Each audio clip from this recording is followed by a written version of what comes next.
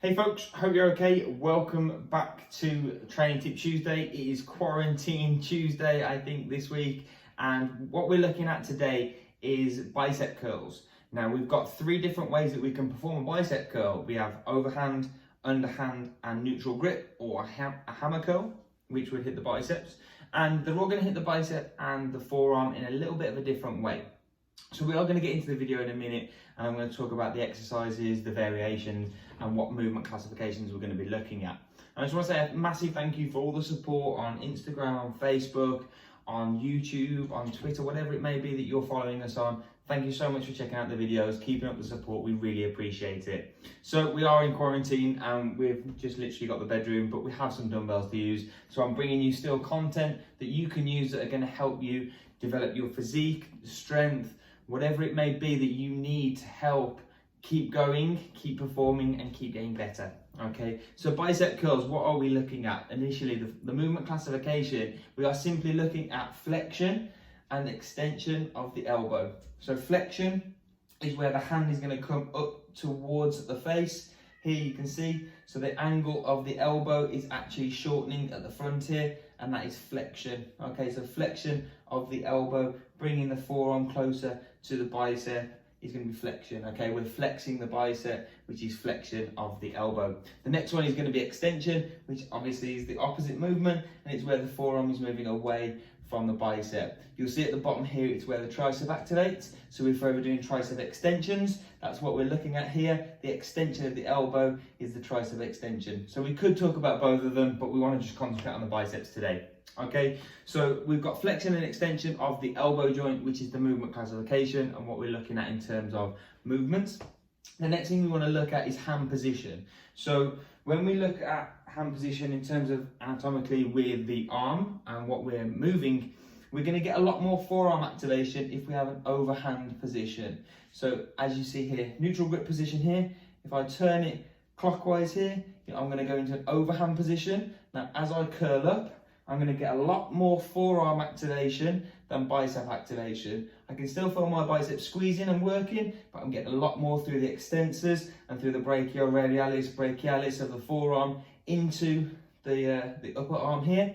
As I come back down, when I go into my neutral grip position, I'm going to curl to the top. I'm going to get a little more in the bicep, a little less in the forearm, and still coming through the elbow joint, the brachialis are going to be working a little bit more. So it's kind of a little bit of an even spread around all three. Finally, when we turn underhand position here, okay, you can see my elbow tucks in slightly. So overhand, the elbow will tuck out. Underhand, the elbow will tuck in slightly.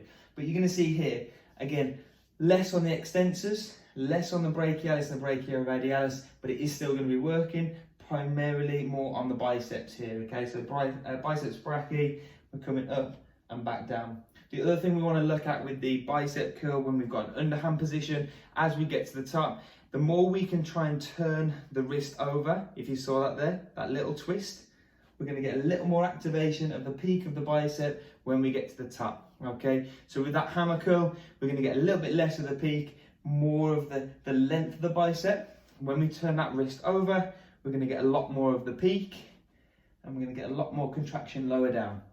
Okay, so if I run through a few here, we can go underhand and we can curl up, squeeze at the top. When we get to the bottom, we want to make sure we get full extension of the elbow joint. So what that is going to do is lengthen the bicep all the way out. You may see a lot of people finish here, but the bicep isn't allowing to fully extend. Okay, so we want to get that full length and get that stretch, and then all the way to the top, squeeze and get that full contraction at the top as well. Okay, so full extension, full contraction. The other thing we want to look at here is some people will get to the top and bring the elbows forward slightly, back down, and then back down. There's nothing wrong with this. What's actually happening here is the bicep attaches just up at the top towards the clavicle. So from here, when we get to the top here, if I now bring my elbow forward, we're shortening ever so slightly, a little more here. So the bicep actually shortens a little bit. Okay, it's not a massive point to make, but it is something to be wary of if you see it going on in the gym. Not necessarily that people are doing it wrong, but it is something that you can be wary of. So we want to look at a full contraction. We can add in a little bit of a movement forward and shorten the bicep ever so slightly. Okay, so the next thing we could talk about is which one is better. Now, neither of them or any of them are going to be superior to the others. It's just going to target a little bit differently. If you find that you struggle with your extensors giving out and kind of fatiguing first, you may want to try some overhand curls. We can do them with an easy bar or a barbell, and we can strengthen up the extensors here as well. Hammer curls are great for hitting the biceps, also making sure that we're kind of joint friendly on the elbow, and making sure that the elbow is protected with a hammer curl is great, but also the underhand as well. So curling to the top with an underhand position is great for targeting the biceps primarily. So not one is better than the other. So I would 100% recommend, if you can, get a mix of all three into your workouts. If you're doing maybe 3 sets, try an overhand, neutral grip and an underhand position on each set, and just try and maximize the effect that you can get on the certain areas with the weights that you can use. So try and lift as heavy as you can for each set, kind of mixing it up from overhand, neutral grip and underhand positions. Okay, rep ranges, we can go anywhere from 8 to 15, 20 reps. It doesn't have to be specifically short reps in terms of strength. So 3 to 5, 6 reps isn't really going to benefit us that much because of how small the muscle groups are. Okay, it's very much an isolation movement, not a compound movement.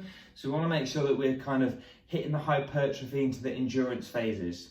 Okay, so that's where we're going to get maximum blood flow into the muscle and allow us to really create that kind of breakdown of the muscle fibers that we can then grow them back up. Okay, so the big thing we want to look out for, certainly in terms of faults, is swinging. So swinging up and back down, again using the back to get the weights to the top and then coming back down. The other thing that I didn't mention earlier was kind of leaving the reps short. So when we get to the top, on the way back down, we don't want to finish here. We want to come all the way down and then all the way back up. Okay, there is such a thing as kind of shortened reps. So you're working through different ranges of motion, which is obviously going to increase the potential through certain positions of the movement. But I wouldn't necessarily worry about that if you're a beginner. It's only if you're really struggling with biceps and you're finding that you're getting sticking points that you can't get past, you're probably going to want to work through those ranges. Okay, so be wary that you're not swinging. Keep your upper body perpendicular to the floor. If you do go slightly in front, it's not too bad.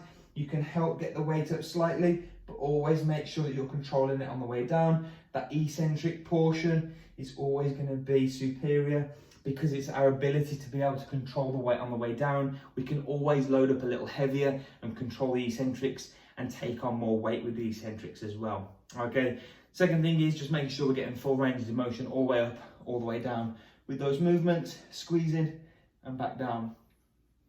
Right folks, that is this week's Training Tip Tuesday. It is a little bit different. I'm in the house, I'm in the apartment, I'm using a set of dumbbells. The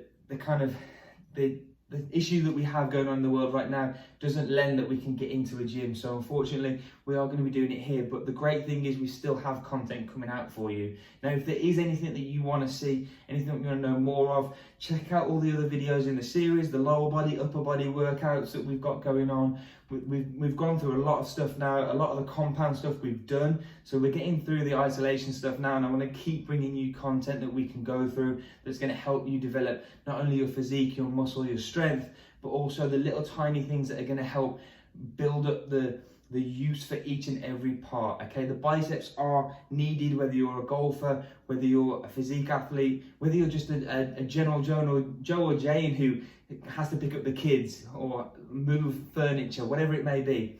You need bicep strength, okay, because it's going to help with your chest, it's going to help with your back, it's going to help with your shoulders. Every area is going to be needed with strong biceps. Thank you very much, folks. I really appreciate your time. Take care of yourself, stay safe.